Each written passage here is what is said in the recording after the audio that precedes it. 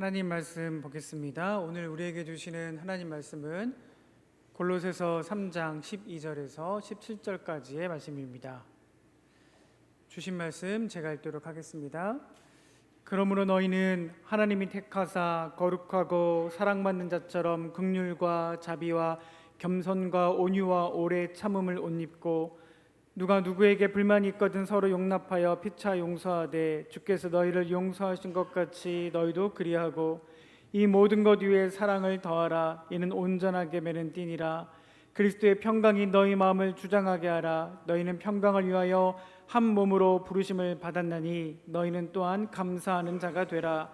그리스도의 말씀이 너희 속에 풍성히 거하여 모든 지혜로 피차 가르치며 권면하고 시와 찬송과 신령한 노래를 부르며 감사하는 마음으로 하나님을 찬양하고 또 무엇을 하든지 말에나 일에나 다 주 예수의 이름으로 하고 그를 힘입어 하나님 아버지께 감사하라.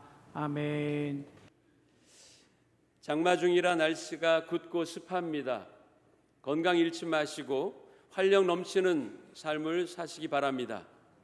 오늘도 주님 전에 나온 또 성전에 오지 못하고 온난으로 예배하는 모든 성도들에게 하나님의 크신 은혜와 위로와 사랑과 능력이 충만하기를 주님의 이름으로 간절히 축원합니다. 우리 서로 보시면서 인사하겠습니다.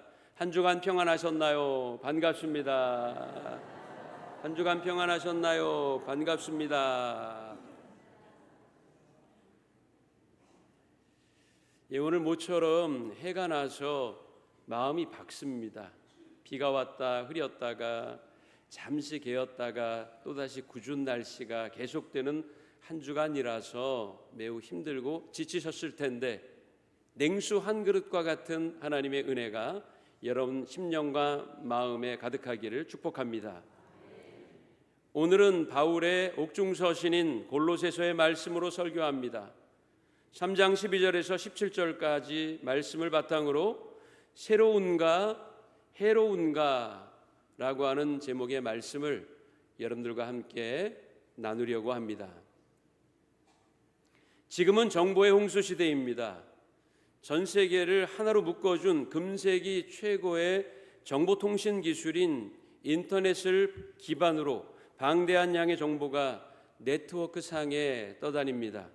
과거에는 누가 정보를 많이 소유했느냐가 중요했다면 지금은 그 정보를 누가 효율적으로 활용할 수 있느냐 하는 게 더 중요해졌어요.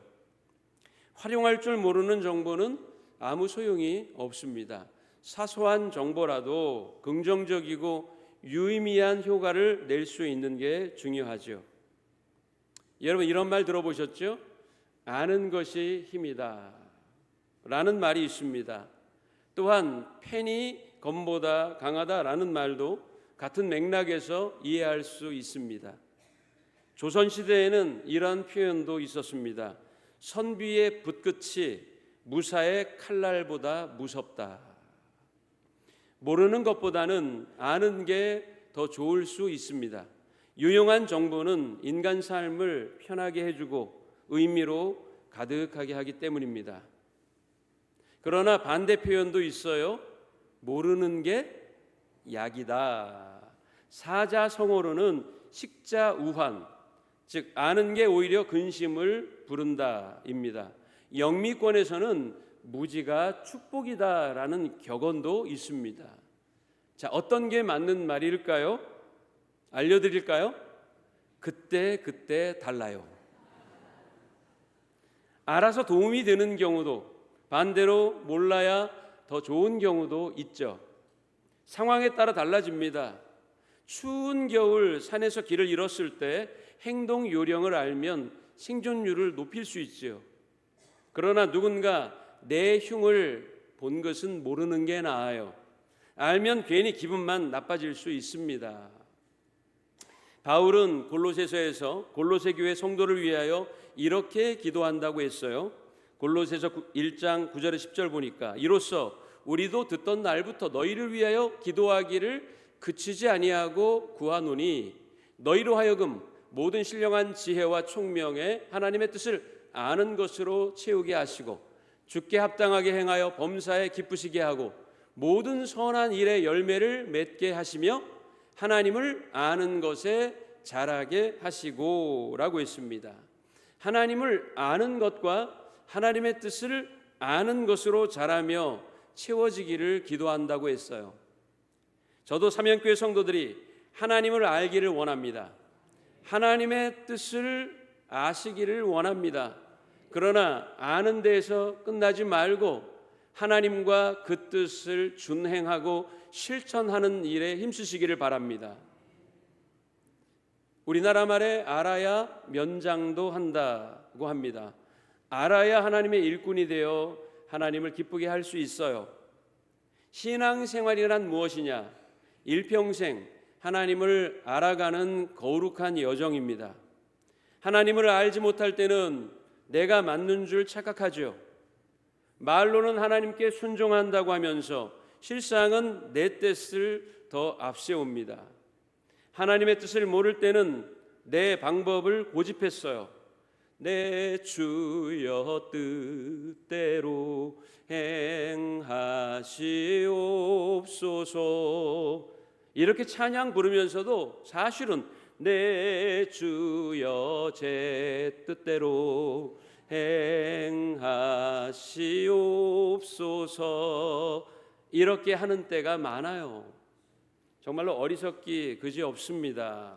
오늘 결단할 수 있기를 바랍니다.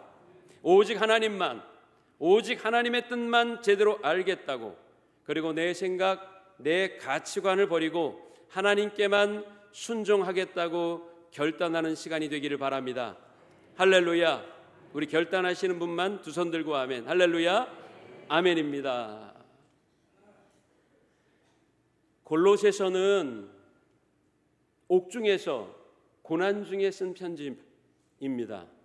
교회에 몰래 들어와서 왜곡된 가르침으로 성도들의 건전한 신앙을 저해하고 혼란을 부채질하고 있었던 혼합주의적인 이단에 대한 각성을 알리고 예수 그리스도의 참된 복음의 진리를 가르침으로 해서 교회를 바로 세우기 위한 목적으로 사도 바울이 감옥 안에서 펜을 들었습니다.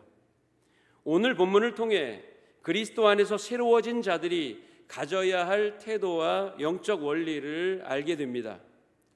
골로새서 2장 20절을 함께 읽습니다.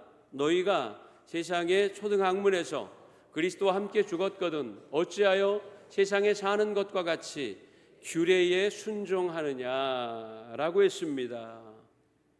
여기서 바울이 말하고 있는 세상의 초등학문이 무엇을 가리킬까요?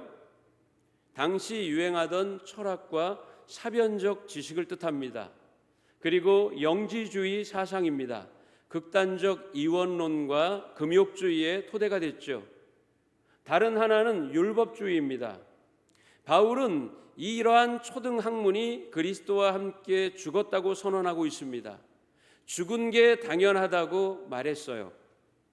죽었어야 맞는데, 이미 죽었는데 왜 아직 거기서 벗어나지 못하고 있느냐고 책망합니다. 골로새서 2장 22절에 말한 대로 한때 쓰이고는 없어졌어야 할 당연한 사람의 명령과 가르침을 어찌 따라가느냐고 질책하고 있습니다. 나라 지키라고 소집 명령을 내리고 전투와 전투복까지 신겼는데 아직 태도는 사회에서 하던 습관을 벗어나지 못하고 있어요. 기상나팔 소리가 들리면 잠에서 깨어 연병장에 집합하고 운동장을 뛰어야 하는데 해가 이미 중천에 떠올랐는데도 아직 이불 속에 있는 것과 다르지 않다는 거예요. 이미 세상의 초등학문에서 너희가 사망했건을 아직도 살아있는 자처럼 그 초등학문에 기울이고 있다, 관심을 쓰고 있다라고 말하고 있는 겁니다. 우리 성도는 바울이 로마서 6장 11절에서 말한 대로 죄에 대하여는 죽고 하나님께 대하여는 산 자들입니다. 함께 읽읍시다. 이와 같이 너희도 너희 자신을 죄에 대하여는 죽은 자요 그리스도 예수 안에서 하나님께 대하여는 살아있는 자로 여길지어다. 아멘. 죄에 대하여는 이미 죽었기에 이제 더 이상 죄를 지을 수 없다는 겁니다. 하나님에 대하여는 살아있기에 하나님이 기뻐하실 만한 삶을 살아가야 한다는 겁니다. 성도는 그리스도 안에서 새로운 존재가 됐습니다. 신상 옷을 입었기에 새로운 존재가 아닙니다. 최신 유행하는 백을 들고 다녀서 새로운 존재라고 하는 게 아닙니다. 예명을 사용하고 있기에 새로운 사람이 된 것도 아니에요. 성도가 새로운 존재가 된 건 그리스도 안에 있을 때, 예수 그리스도로 옷 입을 때입니다. 바울은 갈라디아서 3장 27절에서 말합니다. 누구든지 그리스도와 합하기 위하여 세례를 받은 자는 그리스도로 옷 입었느니라. 로마서 13장 14절에도 말합니다. 오직 주 예수 그리스도로 옷 입고 정욕을 위하여 육신의 일을 도모하지 말라고 했고, 고린도후서 5장 17절은 같이 읽습니다.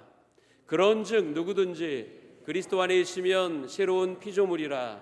이전 것은 지나갔으니 보라 새 것이 되었도다. 아멘. 우리는 예수 그리스도로 옷 입었기에 새로운 존재가 된 것입니다. 그리스도로 옷 입지 않은, 그리스도 안에 거하지 않고 맹목적으로 새로움을 갈망하는 건 오히려 성도의 신앙을 파괴하고 영적인 성장을 저해하는 해로운 결과를 낳을 수 있다는 겁니다. 그리스도로 옷 입는다는 것은 무슨 의미일까요? 어떤 옷을 입어야 할까요? 5가지를 말씀을 드립니다. 첫 번째, 입어야 할 옷은 긍휼의 옷입니다. 12절에서 그리스도의 옷 5가지를 소개하는데 가장 먼저 바울이 언급한 게 바로 긍휼입니다. 헬라어 원어의 의미는 단순히 아유 저 사람 참 불쌍하고 안 됐어 라는 감정을 넘어선 상대방의 아픔과 고통을 봤을 때 내 창자가 끊어지는 것 같은 깊은 고통과 통곡을 느끼는 상태를 긍휼이라고 하는 겁니다. 고대 그리스도인들은 인간의 가장 깊은 감정이나 사랑, 동정심 등이 내장에서 나온다고 여겼어요. 그리스 사람들이 그렇게 여겼다는 겁니다. 단장의 미아리 고개에서 단장이란 창자가 끊어지는 듯한 고통과 아픔을 말하는 거예요. 얼마나 슬프고 아프면 내 창자가 끊어질 정도일까요? 긍휼이 바로 그러한 심정을 갖는다는 뜻입니다. 예수님이 겟세마네 동산에서 기도하실 때 인간을 향해 품으신 마음이 바로 긍휼의 마음입니다. 땀방울이 핏방울로 변할 정도로 극도의 고통을 느끼며 인간을 구원하시기 위하여 처절한 마음으로 하나님께 호소했어요. 그 마음이 바로 긍휼의 마음입니다. 현재 한국 사회는 비틀리고 왜곡된 혐오의 감정으로 가득합니다. 다른 이의 슬픔과 고통에는 별반 관심이 없는 듯해요. 아니 오히려 그 아픔에 대해 날선 비난과 조롱을 쏟아내기도 하죠. 슬픔을 공감하는 데는 정치 이념이나 진영 논리가 필요하지 않습니다. 예수님은 당신을 십자가에 못 박는 자들을 위하여 하나님께 용서의 자비를 구했어요. 모세는 사사건건 불평하고 자기에게 돌을 던지려고까지 했던 백성들을 위해서 하나님께 이렇게 간구했습니다. 하나님, 제 이름을 생명책에서 지워버리시더라도 저 백성들의 죄는 용서하시고 버리지 말아 주십시오. 바울이 왜 긍휼을 가장 먼저 언급했을까요? 그것은 긍휼이 없으면 다음에 나오는 자비, 겸손, 온유, 오래 참음은 그저 형식적인 도덕적 의무나 위선이 될 수 있기 때문입니다. 긍휼의 마음이 없으면 자신만의 정의는 새로움이 아닌 해로움으로 전락할 수 있습니다. 두 번째, 우리 성도가 입어야 할 옷이 무엇입니까? 구찌입니까? 아닙니다. 자비의 옷입니다. 따라합시다. 자비의 옷이다. 자비를 뜻하는 헬라어는 크레스토테스입니다. 이 단어는 친절하다, 알맞다 라는 뜻을 가진 형용사 크레스토스에서 나왔습니다. 이것은 타인을 대할 때 거칠거나 날카롭지 않고 부드럽고 따뜻하게 대하는 친절함, 인자함을 뜻합니다. 자비의 마음이란 그저 마음속으로만 좋은 마음을 갖는 게 아니라 상대방에게 실질적인 도움을 줄 수 있는 선을 베풀 성품을 뜻하는 것입니다.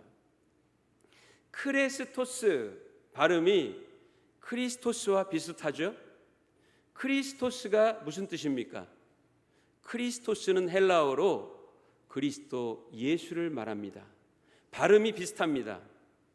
헬라어를 쓰던 초대교회 이방인들은 그리스도인들을 향해서 저 사람들은 참 자비로운 사람들이야, 크레스토스의 사람들이야 라고 불렀는데 이것은 곧 그리스도의 사람들, 크리스토스의 사람들이라는 말과 동의어처럼 여겨졌어요. 로마서 2장 4절을 보겠습니다. 혹 내가 하나님의 인자하심이 너를 인도하여 회개하게 하심을 알지 못하여 라고 할 때 인자가 바로 자비, 크레스토테스와 같은 단어입니다. 하나님은 죄인을 매서운 채찍으로만 대하지 않고 자격을 갖추지 못한 죄인에게도 인자하심으로 대하십니다. 우리는 보통 다른 이의 잘못과 실수를 날카롭게 지적하고 비난함으로써 자기의 정직함과 의로움을 돋보이게 하려고 하지요. 누구나 다 어떤 사안과 어떤 일에 대하여 비난은 잘할 수 있습니다. 그리고 그게 똑부러지는 거라고 여겨요. 그러나 정말 그런 나는 다른가요? 정말 의롭고 정직합니까? 내 눈 속에 들보는 외면하고 다른 이의 눈 속에 있는 티끌만 보며 비난하는 태도는 부끄러운 겁니다. 그리스도인들은 그렇게 해서는 안 됩니다. 그리스도인의 자비는 거친 세상 속에서도 날카로움을 거두는 겁니다. 타인의 허물이나 약점을 보았을 때 비판의 칼날을 세우기보다 부드럽고 친절한 태도로 감싸 안는 성품이 바로 크레스토테스, 즉 자비입니다. 속사람이 첫 번째 오신 긍휼로 채워졌다면 겉사람, 즉 태도는 자비로 채워져야 합니다. 마음 안에만 있는 자비는 진짜 자비가 아니에요. 드러나야 실천되어야 진짜입니다. 주의 자비가 내려와 내려와 주의 자비가 봄비같이 주의 자비가 내려와 나를 덮네. 할렐루야. 자비가 여러분의 삶의 비처럼 내려 메말랐던 삶의 황무지가 꽃밭으로 바뀌는 역사가 일어나게 되기를 주의 이름으로 간절히 축복합니다. 세 번째는 어떠한 옷을 입어야 할까요? 겸손의 옷입니다. 겸손하면 무시당하고 양보하면 손해본다라는 논리가 팽배합니다. 그래서 정이 많았던 한국 사회가 점점 삭막해져 가요. 한 프로그램의 시청자가 제보한 내용입니다. 엘리베이터 안에서 같은 아파트 동에 사는 분이 유모차에 탄 자기 아기 발을 자꾸 만져서 불편했다는 내용입니다. 얼굴도 아니고 양말 신은 발이 조그맣고 예뻐서 꼼지락거리는 발을 살짝 만졌을 뿐인데 젊은 엄마가 너무 예민하게 구는 거 아니냐라는 의견과 아무리 귀엽고 예뻐도 엄마에게 허락받고 만져야지 그냥 만진 건 잘못이다라는 의견이 팽팽히 맞섰습니다. 뭐가 옳은 걸까요? 여러분들은 어떻게 생각합니까? 여러분, 누가 잘못이냐를 따지기 전에 이런 것까지 방송에 나와서 잘한 것이네, 못한 것이네, 따지고 의견을 묻는 자체가 조금 씁쓸했습니다. 그래서 저도 그 방송을 보면서 각오한 게 있습니다. 절대로 아기 발을 만지지 말자.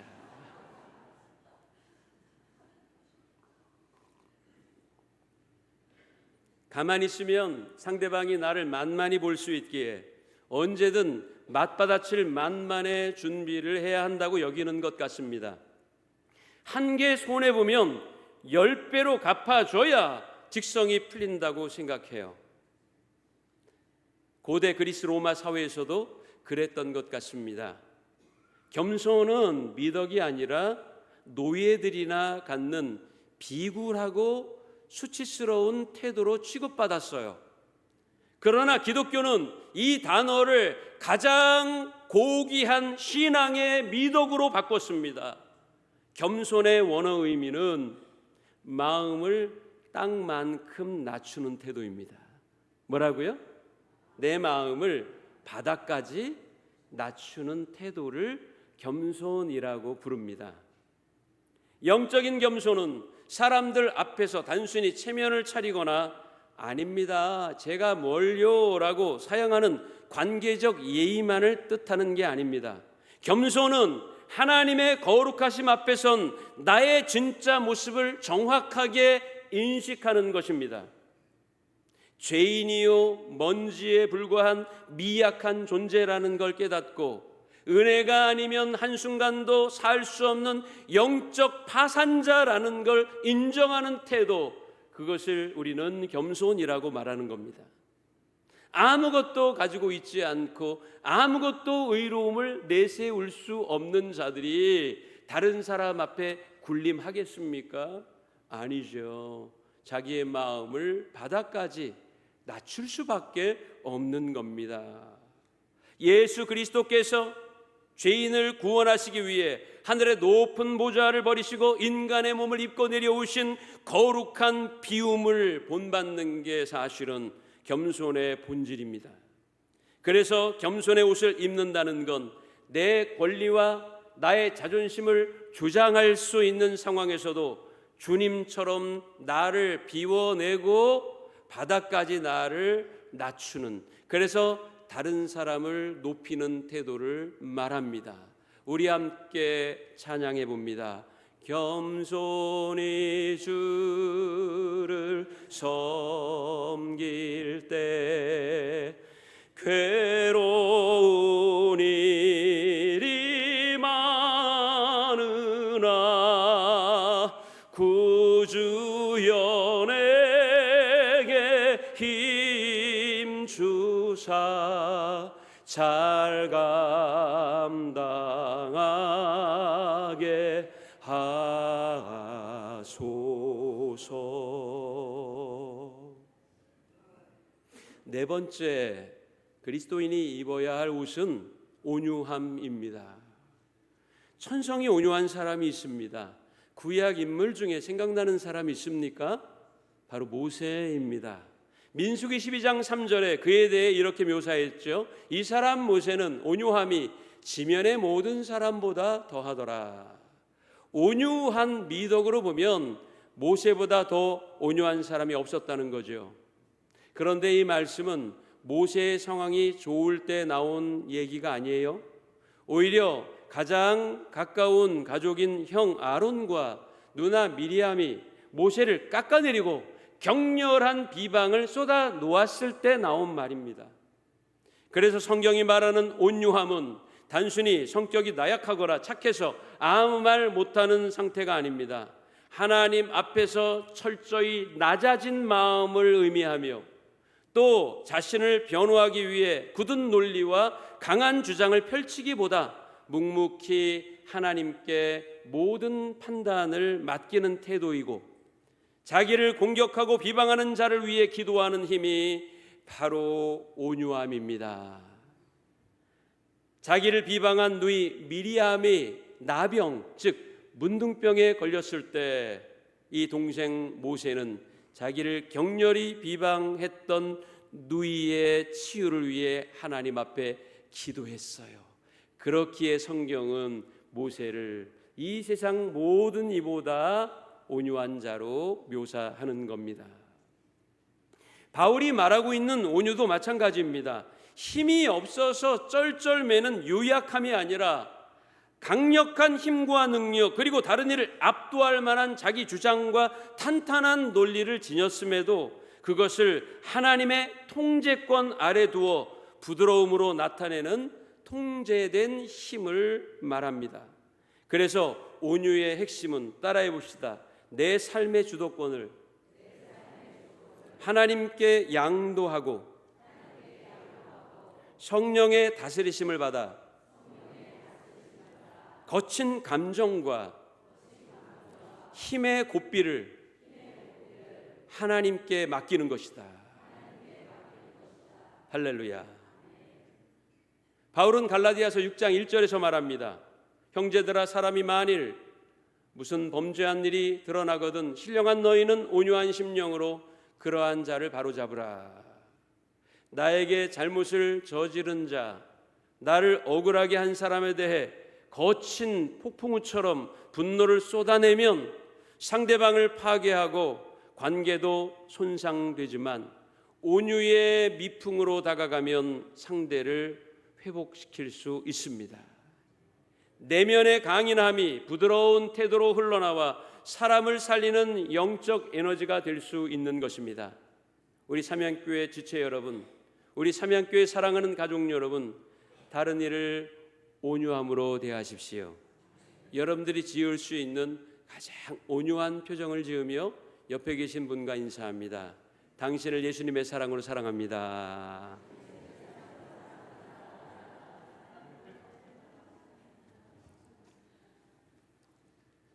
그리스도의 옷을 갖춰 입는 마지막 복식 다섯 번째는 오래 참음입니다. 오래 참음을 뜻하는 헬라어는 마크로두미아입니다. 이 말은 화를 내기까지 거리를 멀리 두는 것을 의미합니다. 어떤 자극이나 상처를 받았을 때 곧바로 나의 감정을 폭발하는 게 아니라 그 분노의 도화선을 아주 길게 늘어놓아서 언제든 그 도화선에 붙은 불꽃을 끌 수 있게 하는 게 바로 오래 참음입니다. 폭발물까지의 도화선의 길이가 짧으면 붙이자마자 터지겠죠. 그러나 도화선을 길게 늘어뜨리면 그 불꽃이 타들어가는 동안 끌 수 있는 겁니다. 그것을 오래 참음이라고 말하는 거예요. 상대방에 대해 오래 참을 수 있는 경우는 무엇일까요? 애정이 깊을수록 오래 참을 수 있습니다. 또 기대하는 마음이 있으면 참아주게 되죠.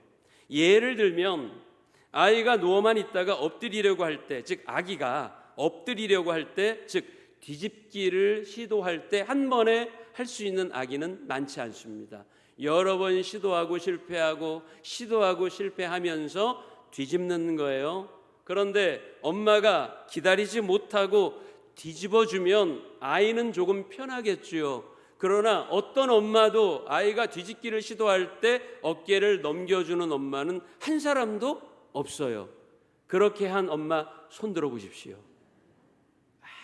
아무도 없어요. 애처롭죠.